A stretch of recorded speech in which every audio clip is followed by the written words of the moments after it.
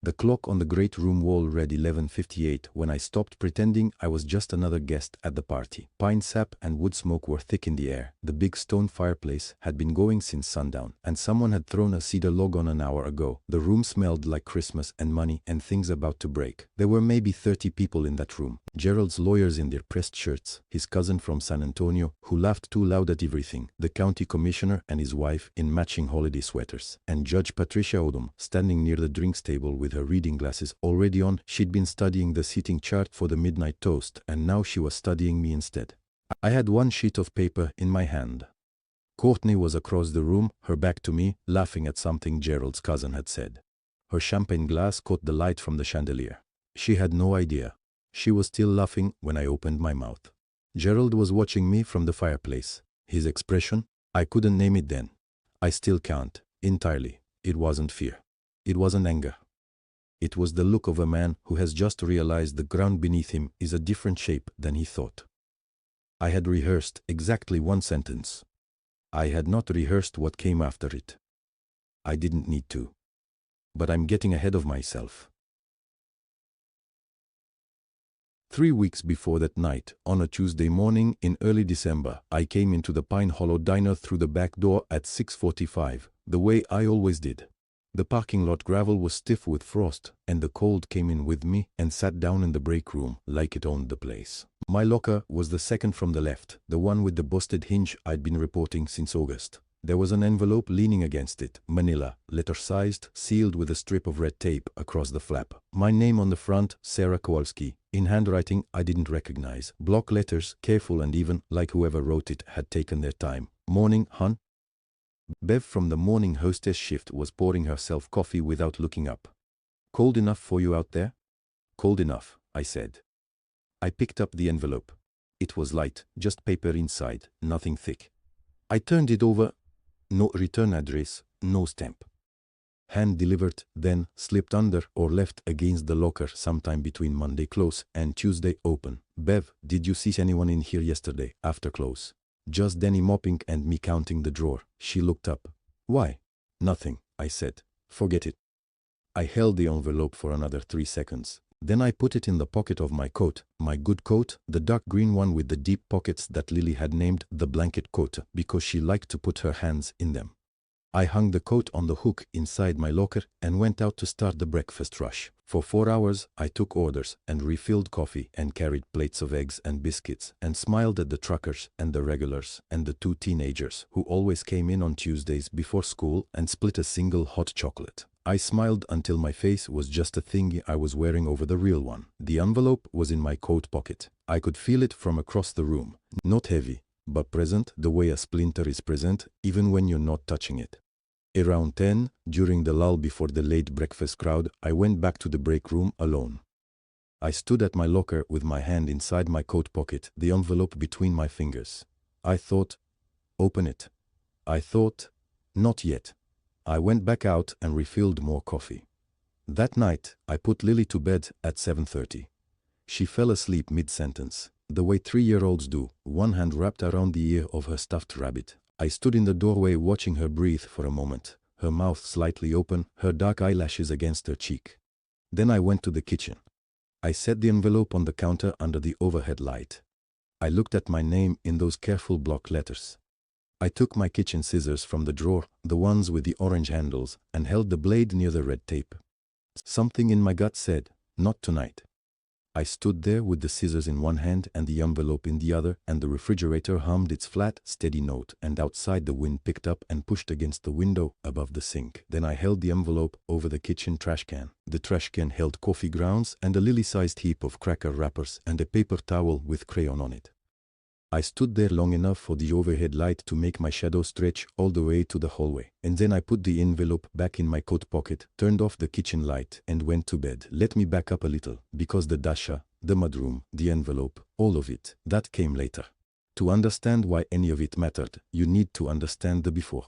I have lived in Kerrville, Texas for my entire life, minus 3 semesters at a community college in San Antonio, where I studied business administration and learned that I was good at remembering things but not at paying tuition. I came home. I waited tables. That is not a tragedy. That is a Tuesday. Pine Hollow Diner sits on Farm Road 287, about 4 miles outside of town proper. The sign out front has a pine tree on it that looks more like a green lollipop, and the N in Hollow has been burned out since I was 24. Inside it smells like coffee and dish soap and the particular sweetness of pancake batter that soaks into the walls of a place and never really leaves. I have worked there for 4 years. I know every crack in the laminate countertop. I know which booth wobbles. I know that the coffee grinder in the back makes a grinding sound for about 3 seconds before it catches properly, and if you don't wait for it to catch, the grounds come out coarse and the coffee tastes like regret. My life outside the diner is a 2-room house on Chibolo Creek Road with a porch that lists slightly to the left. The rooms are a kitchen, living room, and a bedroom that Lily and I share. We have a pull-out couch for my mother Donna when she sleeps over on my night shifts, which is twice a week. Lily is 3. She has my dark hair, but she got it in curls, which I did not. She is loud when she is happy, and very quiet when she is thinking, and the thinking quiet scares me more than the crying ever did, because when Lily goes quiet, she is usually planning something. She laughs like she invented it. That sounds like every mother talking about every child, but I am telling you, that kid's laugh could pull you out of the worst day you'd had all year and set you back on your feet before you finished hearing it.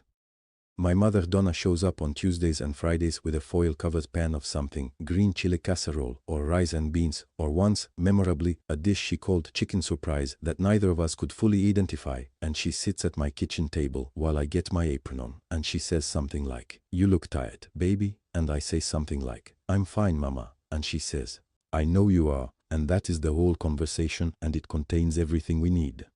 Gerald Harrington owns Harrington Timber. He also owns the building that Pine Hollow Diner operates out of, plus several other commercial properties in Kerr County.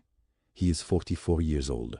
He is 6 feet tall, not particularly remarkable looking, with dark hair that's going silver at the temples. He comes in on Thursday mornings, always at 7:15, always sits at the counter, always orders black coffee and the short stack with no butter. He reads something on his phone while he eats. He tips 20% exactly, every time, and he says thank you when I refill the cup, not as a reflex, but like he means it. He is never unkind. That is the fact of him. In 4 years, I have never seen him be unkind to anyone in that diner. Not to me, not to the busboy, not even to the man who once argued with him for 10 minutes about a land easement and left red-faced and loud. Gerald just waited him out, and when the man was done, Gerald said, "I hear you," and paid his check and left. 3 years ago, when Lily got pneumonia at 9 months old and I spent 4 nights in the hospital watching machines breathe for her, I came back to work hollow and behind on everything. 2 weeks later, there was a check from something called the Harrington Employee Assistance Fund. It covered the hospital balance. I asked my manager where it came from, and she said it was a fund Gerald had set up, anonymous disbursements, no application required. I wrote a thank you note and put it in the Thursday tip folder. He never mentioned it. Other things, extra shifts during the February slow stretch, 3 years running. The time Lily was waiting in the diner parking lot in my car while I finished a double, and it started raining, really raining, and Gerald walked out, saw the situation, walked back in, picked Lily up from the back seat. She was not yet 2, and carried her inside under his jacket and set her on the counter with a pack of crackers and didn't say anything about it. I never let myself finish the thought those things started. You learn not to. It keeps the geometry simpler. I had seen Courtney Voss exactly twice, both times at the diner. She came in once in the spring and once the following October, both times while Gerald was there. She was polished in a particular way that takes money and effort to maintain. She ordered herbal tea both times and looked at me the way you look at a window. Not through me, exactly, just not at me either. Like I was the glass and the view was somewhere else. Lily's father was a man named Derek. He left before she was born, and that is more or less the full story I carry about him. He had brown eyes. I have brown eyes. Lily has pale gray eyes, almost silver in certain light. I noticed this when she was born and filed it somewhere in the back of my mind under things I would think about later. And later never came, because there was always a shift starting, or a fever to manage, or a bill to move around. The call came on a Wednesday, the second week of December. I was rolling silverware at the far end of the counter when my manager handed me the phone and said, "It's Mr. Harrington." I took it. "Hello? Sarah." His voice was the same as always, even low. I wanted to ask you something. I'm spending New Year's week out at the family property, out in the piney woods. There's room and... We stopped, and the pause was brief, but I noticed it. Bring Lily. Bring warm clothes. The forest gets cold. I heard myself say yes before I had thought through a single thing about what yes meant. Good, he said. Arrival December 28th. He hung up. I stood there with the phone still warm in my hand and the smell of coffee all around me, and I thought, why did I say that so fast? I didn't have an answer. I rolled the next set of silverware and told myself it didn't matter. The drive out to the piney woods took an hour and 40 minutes. Lily fell asleep in her car seat somewhere around the 30-mile mark, one hand tucked under her cheek, the other still gripping the small stuffed rabbit she called Bun. The trees came up gradually on both sides of the road, scrub oak first, then longleaf pine, until the pines were so thick and tall that the winter sky above the two-lane became a narrow gray ribbon, and the headlights of my 10-year-old Civic lit up nothing but bark and shadow. My coat was on the back seat. The envelope was in the inside pocket of the coat. I had not thought about the envelope in 3 weeks. That's what I told myself. I watched the road and I thought about other things. The gate to the Harrington property was iron, set between 2 stone pillars with the family name cut into the left one. It was standing open. I drove through and followed a gravel lane for maybe a quarter mile, and then the trees pulled back and I saw the dacha. I had expected a cabin, a nice one, maybe, but a cabin. Something modest, something that matched the man who drove a 6-year-old pickup and wore the same 3 flannel shirts on rotation. What I saw was not that. It was 2 stories of dark timber and river stone, with a covered porch running the full width of the front and a chimney at each end throwing wood smoke up into the cold. The windows were lit warm orange from inside. The smell hit me when I stepped out of the car. Pine resin and burning wood, sharp and clean, nothing like the dinner. Lily stirred. Where are we? Mr. Harrington's house, I said. We're guests. She accepted that and put her arms up. I carried her and my bag both, and we walked up the porch steps, and before I could knock, the front door opened. The woman in the doorway was wearing a cream cable knit sweater and dark slacks and the kind of effortless hair that takes an hour to look that way. She was smiling. It was the smile of a person who had rehearsed it so many times it sat on her face like furniture. You must be Sarah, she said. I'm Courtney. Gerald's told me so much.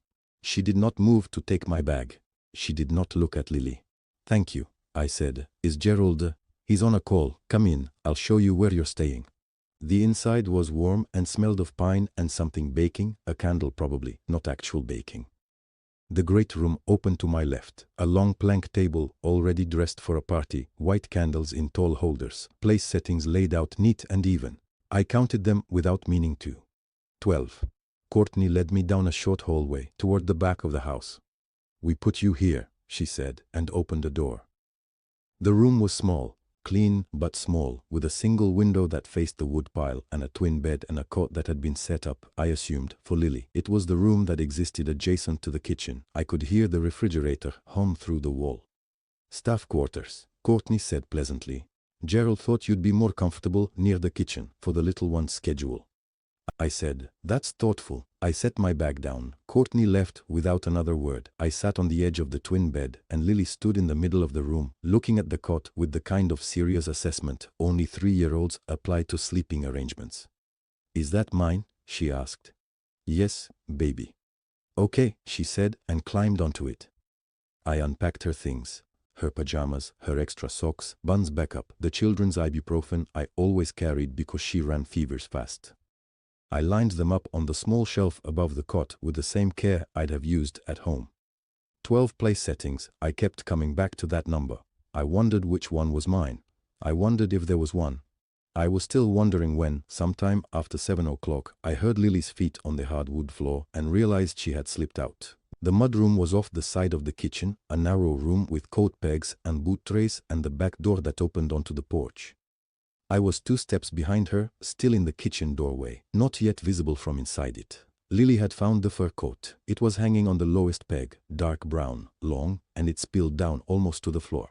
Lily had reached up with one finger and touched the sleeve the way she touched things she found beautiful, carefully, almost reverently. Then Courtney was in the mudroom from the other door. Don't touch that. Her voice was quiet, which made it worse somehow. Get your hands off. You're the help's brat. You don't belong near my things.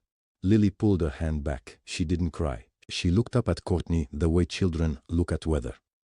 Then, from the hallway, one word, in a voice I had never heard Gerald Harrington use before. Courtney. I stepped into the mudroom doorway. Gerald was standing at the far end of the short hall, very still. He was not looking at Courtney. He was looking at Lily, and the expression on his face, the one I had been calling unreadable since before this trip began, I could finally read it. It was recognition, not the recognition of a man who has met a child before. Something older than that, and quieter, and far more complicated. I thought of the envelope in my coat pocket. I thought of the red tape across the seal. I left it sealed one more night. But I knew, standing in that doorway with the cold coming in under the back door and the smell of wood smoke sharp in the air, that I was not going to be able to leave it sealed much longer. Lily was asleep before 8 o'clock. I could hear her breathing from the cot in the corner. Slow, even. The small whistle she made through her nose when she was deep under. I sat on the edge of the narrow bed with my coat folded across my lap and the envelope resting on top of it. The room smelled like cedar and old radiator heat. Somewhere down the hall, I could hear Courtney's voice, bright and carrying, talking to someone on the phone. I focused on the envelope. I tried once, my finger found the edge of the red tape and stopped. I tried again. That time my hand was shaking badly enough that I had to set the whole thing down on the mattress beside me and press both palms flat on my knees, hard, and just breathe through my nose until the shaking passed. Third try, the tape came loose in one clean strip. Inside was a single folded sheet, laboratory letterhead, printed in the clean, unapologetic font of official documents. I unfolded it and read, Paternity test. Tested child. Lillian Kowalski, age 22 months at time of collection. Alleged father, Gerald Thomas Harrington. Result, 99.97% probability of biological paternity. I read it again. Then again. Then a fourth time. And that fourth time, I read it the way you read a contract you're afraid you've already signed, looking for the clause that changes everything. I found it in the date. The report was dated 14 months ago. 14 months before that envelope landed under my locker. And more important than that, 14 months ago, I had never spoken to Gerald Harrington about anything that wasn't a lunch order or a shift schedule. 14 months ago, I had not given a single cell of Lily's DNA to any laboratory, anywhere. No one had called me. No one had sent paperwork. No one had asked for consent, which meant someone had generated this document without ever touching us. I picked up my phone. My mother answered on the second ring. Mom. My voice came out steadier than I expected. Sarah. It's late, baby. Is Lily all right? Lily is fine. She's asleep. I smoothed the paper against my knee. Mom, I need to read you something, and I need you to just listen until I'm done. A pause, then, okay. I read her the whole report in a whisper. Every word, every number. When I finished, the line was quiet for a moment. I could hear the television going in her apartment back in Kerrville, some late-night talk show she kept on for company. Baby, she said finally. Who sent it to you? I don't know yet. Does this man, does Gerald, does he know it exists? I don't think so. I thought about his face in the mudroom. That expression I had finally been able to read. Maybe. I don't know. Then why would somebody give it to you? Why not take it straight to him if they wanted to cause trouble? I sat with that. I turned the envelope over. No return address. Handwriting I still didn't recognize, neat and deliberate, like someone who had practiced it. Because, I said slowly, whatever they want to happen, they need me to be the one who sets it off. My mother didn't say anything for a moment. Then, Sarah, you be careful. I will. You come home if it gets strange. It's already strange, Mom. Stranger, then. Her voice tightened the way it did when she was afraid and didn't want me to know. I mean it. I know you do. Get some sleep. I'll call you tomorrow. I folded the report back into the envelope and held it with both hands for a long time. The radiator ticked. Lily made her small whistling sound. Outside the window, the pine trees were black against a sky that had gone the deep, particular blue of 2 in the morning. Whoever had put that envelope in my hands, they hadn't sent it to Gerald. They hadn't sent it to a lawyer, or a judge, or a newspaper. They had sent it to me, a waitress. Lily's mother. The last person anyone in that dacha would think to watch. I put the envelope inside my pillowcase, flat against the ticking where I would feel it if anyone tried to touch it while I slept.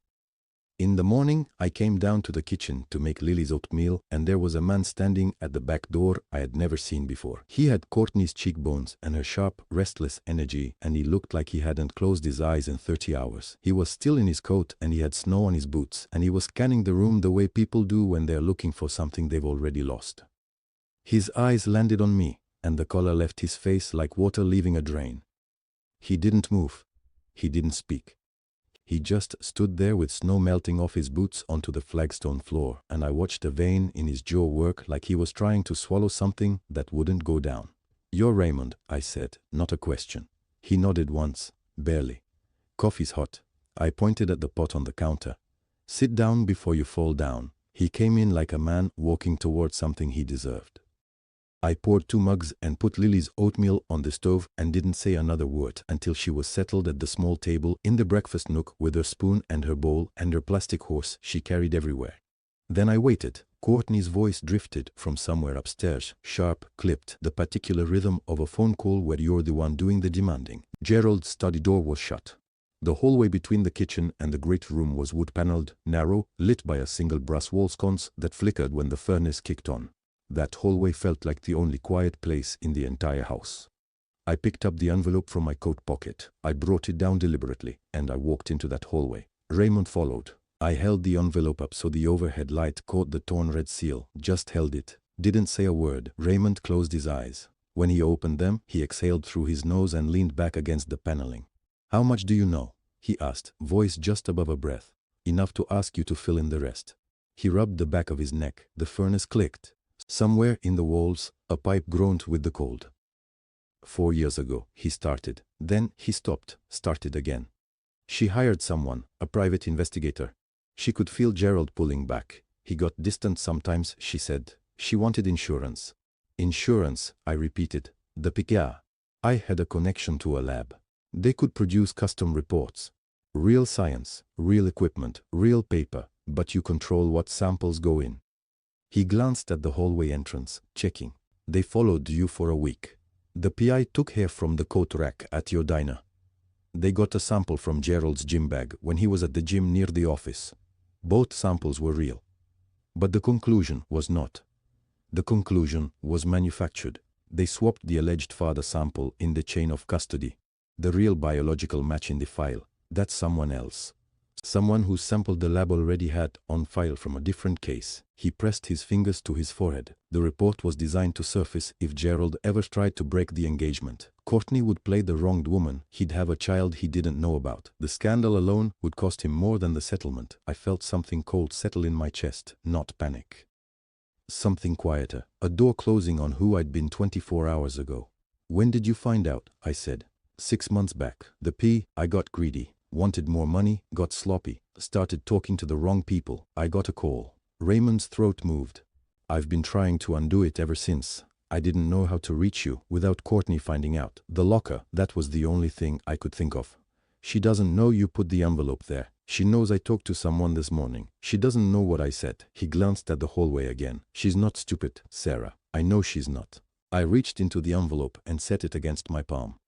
The PI's original file. Chain of custody, real sample, IDs. "Do you have copies?"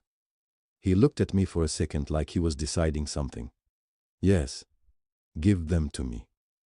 I said it the way you'd ask someone to pass the butter, flat, calm, like it was already decided. He nodded slowly, and something in his shoulders dropped. Not relief exactly, but the particular looseness of a man who has been carrying something too heavy for too long and has finally found a place to set it down.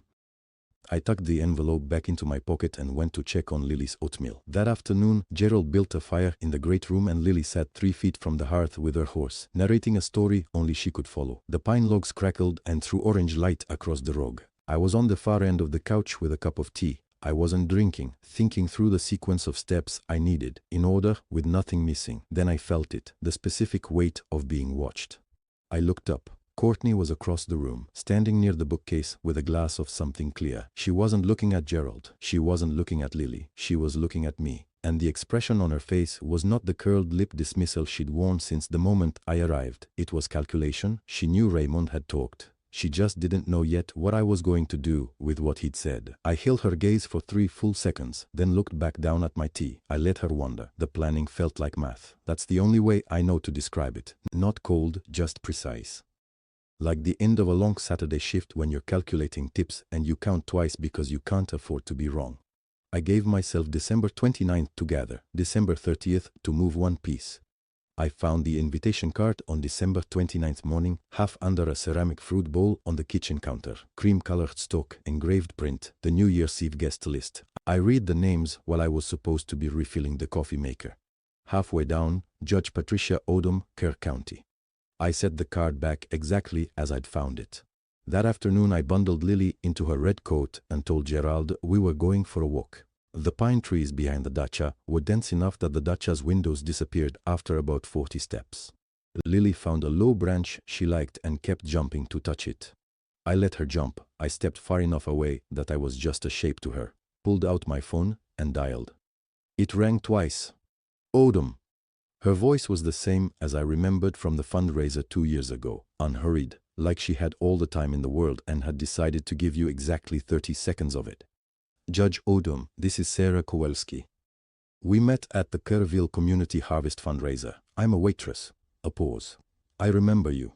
Go ahead. I gave her 4 sentences. A forged DNA report naming Gerald Harrington as my daughter's father. A scheme designed to surface at the right moment and destroy his engagement. A woman who built the trap and a brother who finally couldn't carry it anymore, and a guest list that put a family court judge in the room on New Year's Eve. Silence on the line. I could hear wind moving through the pines. Lily squealed at her branch. Then Judge Odom said, I'll be there at 8. Don't do anything before I arrive. I wasn't planning to, I said. She hung up without another word. I put my phone in my pocket. The cold was sharp enough to sting the back of my throat. Lily was looking at me from under her wool hat, nose red, eyes bright. Mama, watch. She jumped. Her mittened fingers grazed the branch. I'm watching, I said. Do it again. Back at the dacha I helped set the long party table without being asked, carried the extra chairs up from the basement, straightened the tablecloth, counted out the place settings. Courtney stood in the doorway to the dining room with a glass of wine and watched me the way you watch a dog that's gotten into a room it shouldn't be in, waiting for the mess. I just kept counting forks.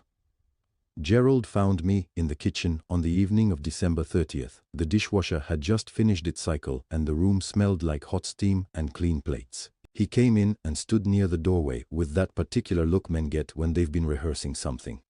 Sarah, about Courtney, what she said to Lily. Don't apologize for her, I said. I kept drying a glass. Just be there tomorrow night, at the table. He went quiet. I could feel him trying to read my face. I'll be there, he said. I nodded and reached for the next glass. That was all he needed to know. Later, after Lily was asleep, I was passing through the downstairs hall when I heard voices from the staircase landing above me. Courtney's voice, low and clipped. Raymond's silence between her words. Whatever you gave her, it doesn't matter. A pause, and I heard her heel shift on the wood step. She's a waitress. Who's going to believe her? I kept walking toward my room. My pace didn't change. I didn't look up. She was right that I was a waitress. She'd made her first miscalculation thinking that mattered. Judge Odom would arrive at 8. They began arriving at 2 in the afternoon. I heard the first car on the gravel drive from the kitchen, where I was helping set out the cold appetizers. Smoked salmon on small rounds of rye, a bowl of pickled onions, a stack of linen napkins that someone had ironed into sharp triangles. The smell of wood smoke was already thick in the great room. Someone had fed the fireplace too much too early. My mother drove in from Kerrville at 10:30 that morning. She didn't ask many questions. She kissed Lily on the forehead, looked at me once across the car roof, and said, "You've got your father's face right now. Scared of nothing and knowing everything." Then she took Lily inside to the staff room, and I heard them laughing about something within 5 minutes. That helped. The guests filled the great room by 6. Gerald's older brother, a lawyer from Houston, 2 cousins, a business partner who kept touching his lapel pin. The Harrington Timber Legal Counsel came together, both of them in dark suits, talking quietly near the bookcase. I learned their names from the letterhead I had memorized 3 weeks earlier. I didn't need to introduce myself. I refilled their glasses, and they looked through me the way people do when they've decided what category you belong in. Courtney was in a red dress. Her hair was done. She moved through the room like she had choreographed it in advance, which I suspected she had. At one point she leaned toward a woman in a cream blazer near the fireplace and said, just loud enough, "Gerald has such a soft spot for the girl from the diner. Sweet, really." The woman laughed politely, the way people laugh when they're not sure if something is kind or cruel and don't want to pick the wrong side. Gerald was standing 8 feet away. He didn't laugh. He looked at Courtney for a moment, then looked at me, then back at the fire. I set down the tray and went to check on Lily. She was asleep on the small cot in the staff room, one arm around a stuffed rabbit, my mother's cardigan draped over her feet. I stood in the doorway for maybe 30 seconds, then I went back out. Judge Patricia Odom arrived at 8 minutes past 8. Black wool coat, reading glasses on a chain around her neck, a bottle of red wine under one arm. She handed the wine to Gerald, said something that made him smile, and scanned the room with the calm efficiency of someone who has presided over enough human disasters to know where they're most likely to start. Her eyes found mine across the room. Neither of us nodded. Neither of us spoke. She moved toward the fireplace, and I moved toward the kitchen, and that was enough. By 11:45, the champagne had been poured. The long table was crowded, voices loud, someone attempting a joke about the new year. Candle wax had dripped down onto the tablecloth, and nobody had noticed yet. I reached into the inside pocket of my coat, which I had never taken off. 3 photocopied pages, the PI's chain of custody file, the signatures and dates intact. The original forged DNA report beneath them, still in its manila envelope, corners soft from handling. I walked to the head of the table. I didn't raise my voice. I didn't have to. Something about the way I stopped there, in that exact spot, made the nearest conversations drop first, then the ones beyond them, until the room went quiet the way a room does when the air pressure changes before a storm. "Gerald," I said, "before midnight, I have one question for you, in front of your family and your counsel." Across the table, Courtney's champagne glass stopped halfway to her lips. He didn't answer right away. He set down his glass, and the small click of crystal on the tablecloth was the only sound in the room. "Did you ever consent to a paternity test?" I said, "regarding my daughter Lily?" Gerald looked at me across the length of the table. 30 feet of white linen, candles guttering in their holders, the smell of pine resin from the fireplace behind him. "No," he said. One word. That was all he needed. I didn't look at Courtney. Not yet. I turned to Gerald's senior attorney, a compact man named Briggs, silver-haired, who had spent the last 2 days looking at me like I was a smudge on a window, and I placed Raymond's file on the table in front of him, then the manila envelope beside it, corners worn soft. "This document," I said, "claims that he did. It was commissioned by Courtney Voss 4 years ago through a private investigator named Dalton Marsh." I had read the name so many times in the last 48 hours that it came out steady, like I was reading a grocery list. "The chain of custody is in the second file. The lab swapped the alleged father's sample. The report is fraudulent. Raymond Voss has the original correspondence between your client's fiancé and the PA." I looked at Courtney then. "The lab swapped the sample," I said again, quieter. "You knew that." Courtney stood up. She did it slowly, like a woman who had rehearsed standing up in difficult rooms. Her voice was controlled and very cold. "You cannot prove any chain of custody without..." She started. And stopped. The fireplace popped once. Nobody moved. She had just told the room exactly how much she understood about what was in those files. Briggs picked up Raymond's folder without being asked. He didn't say anything. He just opened it and began to read, and his face went very still in the way that lawyers' faces go still when they are doing arithmetic that doesn't add up. 3 places down the table, Judge Patricia Odom set her champagne flute on the tablecloth. "I'd like to see that as well," she said, "if you don't mind." Her voice was so quiet it almost didn't carry, but it carried. That was the 3rd strike. I looked at Courtney. Courtney looked at Raymond. Raymond looked at the table in front of him, at the bread plate he hadn't touched, at nothing. Gerald had not spoken since his one word. Now he looked from Briggs to the open file, to me. His eyes moved to something I couldn't see from where I was standing, and I understood he was thinking about Lily upstairs, asleep, with her grey eyes that I had refused to look at too directly for 3 years, because looking too directly at them had always felt like standing at the edge of something I was not ready to fall into. "Her eyes," he said. "I know," I said. "I should have let myself know sooner." He didn't answer that. There was nothing to answer. I stepped back from the table. 1 step. 2. Somewhere in the house, a clock began to strike. Someone near the window called out that there was 1 minute left. Glasses lifted around the room, not all of them, not the ones near Briggs and Judge Odom, but enough that the party remembered it was still a party. 11:59. The countdown started, voices low at first, gaining shape. Courtney Voss was still standing at the head of the table, champagne untouched, both hands flat on the white linen, and not one person in that room was looking at her. 2 weeks. That's how long it's been since I walked out of that dacha with Lily on my hip and pine needles crunching under my boots and my mother's arm brushing mine in the dark. Donna was the one who finally spoke. We were halfway down the porch steps when she said, quiet, like she was just noting the weather, "Your car's going to be cold." "I know," I said. "You want me to warm it up?" "I've got it, Mom." She nodded. She didn't say anything else. That was the right call. The piney woods at 5 in the morning on New Year's Day is about as still as anything gets. No wind. The pine trees just stand there, black against a sky that hadn't decided yet whether to stay dark or go gray. Lily had her face pressed into my neck and she smelled like the cedar soap from the dacha bathroom, and I kept one hand flat on her back so she could feel me breathing. I didn't feel victorious. I felt the way you feel at the end of a very long shift when you've done every table right and the diner is clean and you can finally take off your apron. Tired, exact, finished. I got in the Civic. I drove home. The envelope was not in my coat pocket. I had left it on the table, on purpose.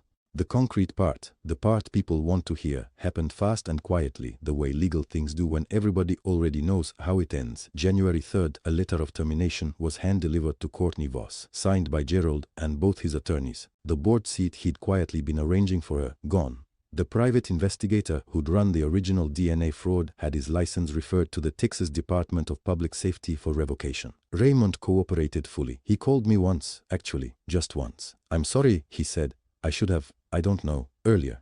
"Yes," I said, "you should have." There was a pause. "Is Lily okay?" "Lily's 3, I said. "She's fine." "She doesn't know what any of this was," he said. "Okay." And we hung up. Courtney left Kerrville the following week. Donna heard it from somebody at the diner, who heard it from somebody else. That's how news travels in a town like this. She left in the fur coat. 1 bag, a car service, alone. Donna said the coat had a small stain on the left cuff that Courtney apparently hadn't noticed. I heard that and I just thought, well, things accumulate on coats. That's what coats are for. Gerald and I have spoken twice. January 2nd, he came to Pine Hollow before we opened, the chairs still up on the tables, the coffee just starting to run. We sat in the corner booth for an hour. He talked, I listened. Then I talked, he listened. He said, "I don't know what I can offer you that doesn't sound like more of the same." "Then don't offer anything yet," I said. He looked at his coffee cup. "Okay." January 9th, he asked if he could take Lily to the park. I said yes.